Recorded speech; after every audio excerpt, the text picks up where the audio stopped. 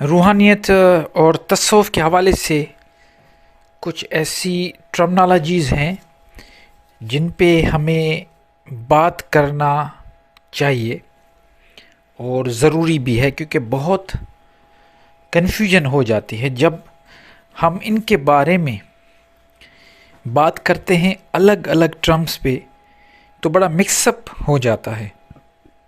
آج میں روحانیت میں باطنیات، کشف، الہام، ان چیزوں پہ بات کروں گا۔ علم لدنی کیا ہے، یہ ذرا میں آپ کو بتانا چاہتا ہوں کہ ان میں تھوڑا تھوڑا کیا فرق ہے۔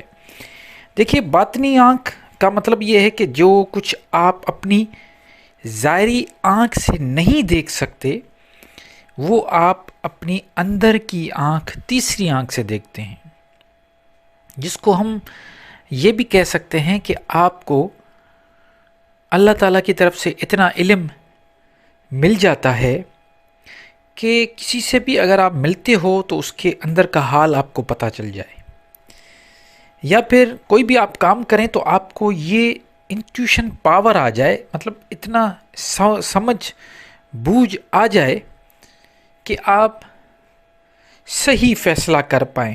وہ جو باطن میں چیز چھپی ہوئی ہوتی ہے، وہ آپ اپنی تیسری آنکھ سے دیکھ پائیں اور صحیح فیصلہ کر پائیں۔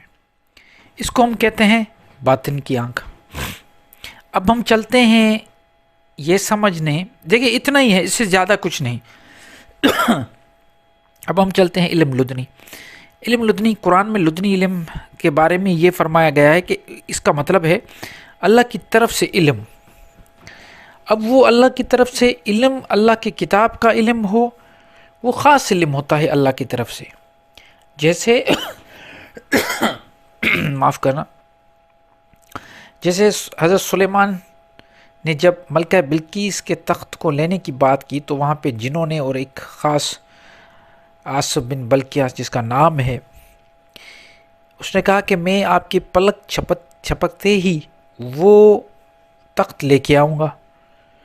اب اللہ تعالیٰ نے فرمایا اس کو میں نے کتاب میں سے علم دیا۔ اب وہ کون سا علم تھا ہم تو نہیں سمجھتے، لیکن وہ علم لدنی ہے۔ لدنی کا مطلب اللہ کی طرف سے دیا گیا علم۔ کشف، اب کشف یہ ہے کہ لوگ کہتے ہیں کہ کوئی چیز آپ کو آپ کے سامنے آ جائے، کوئی کشف ہو جائے۔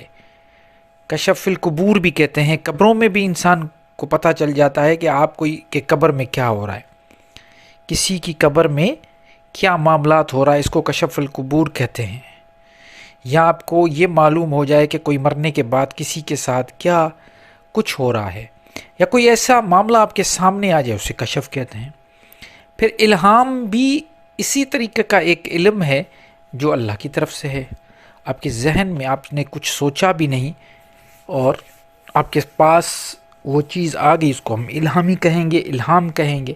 جیسے بڑے بڑے شاعر ہیں، وہ کہتے ہیں کہ ہمیں الہام ہوتا ہے، تو ان کو اللہ کی طرف سے یہ چیز مل جاتی ہے۔ تو یہ ایک الہام، کشف، علم لدنی، اس کے بعد باطنی آنکھ، ان کو سمجھنا بڑا ضروری ہے۔ ہمیں سب سے بڑا جو مسئلہ آتا ہے وہ یہ ہے کہ ہمارے جو پڑھے لکھے طبقہ ہے، خاص طور پہ جو ممبروں پہ بیٹھے ہوئے ہیں، زیادہ تر کی بات کر رہا ہوں میں، سب کی بات نہیں کر رہا، یا جو پیر بنے ہوئے ہیں، وہ کیا کرتے ہیں، ان کے پاس ایک ہتھیار ہوتا ہے، وہ یہ علم کا ہتھیار۔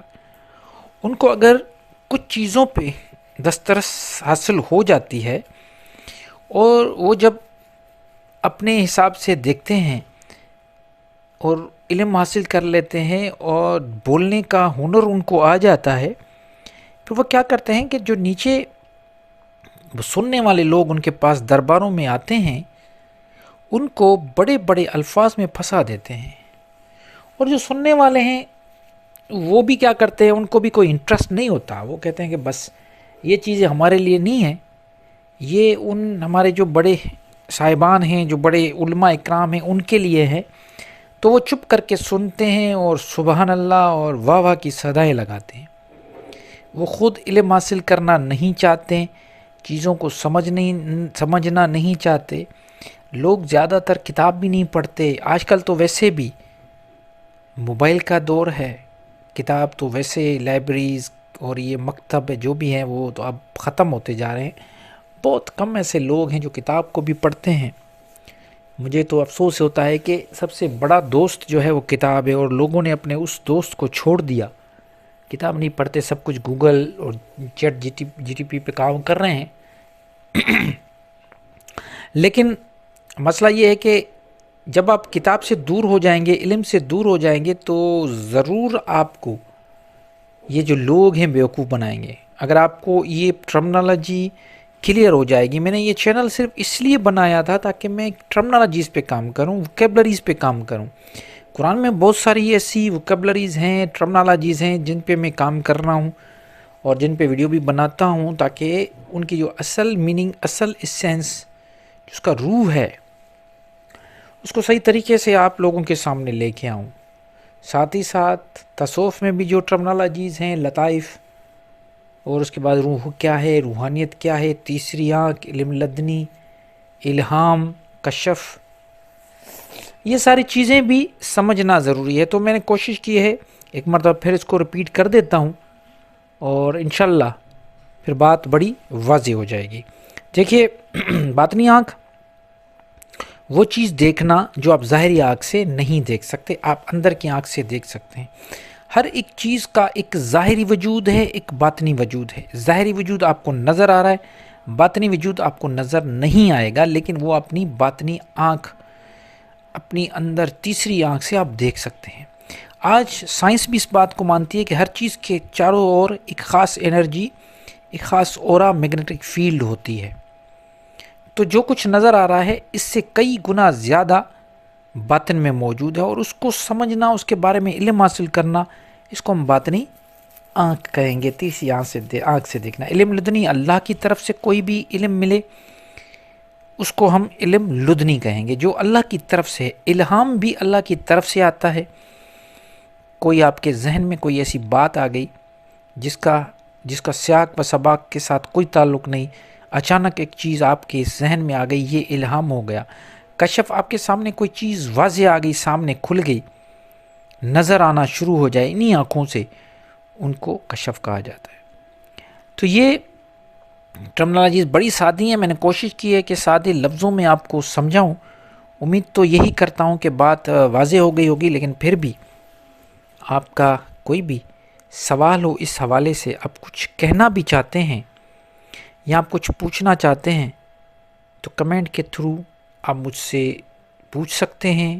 جو بھی سوال کریں گے میں وہ کمنٹ پڑھوں گا، کوشش کروں گا کہ آپ کو اس کا جواب دوں جو بھی آپ پوچھنا چاہتے ہیں. اور مجھے خوشی ہوتی ہے جب آپ کوئی سوال کرتے ہیں، کیونکہ جب ویڈیو کوئی پورا دیکھ لیتا ہے تبھی جا کے سوال کوئی کرتا ہے. ایسا تو سوال نہیں ہوتا جب تک پورا ویڈیو نہ دیکھ لیں. تو امید کرتا ہوں بات آپ کو سمجھ میں آئی ہوگی. مجھے اپنی دعا میں یاد رکھیے گا. اللہ نگہبان.